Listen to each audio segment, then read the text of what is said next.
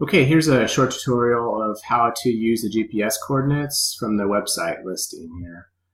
So you can find a property you like, or you can even just go to the tab and you can plug this into Google. You can either copy it to Google, or you can even search for Google if you're in Chrome.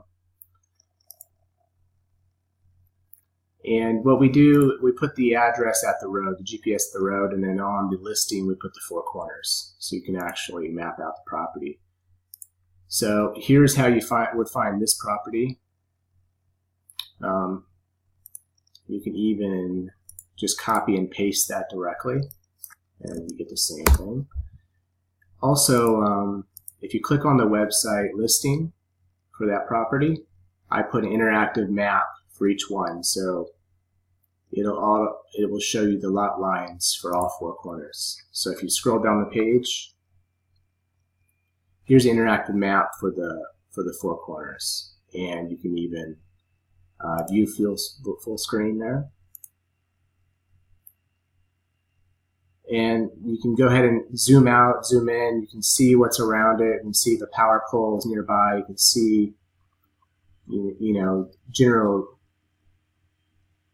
location of it, and you get an idea of when you want to drive out there and see it. So I would do this first before you drive out to see any of the properties, and you can kind of see where the roads are good and bad and which route to plan to give you an idea. So you can see a power pole is right there. It's on a corner lot. So I hope this helps.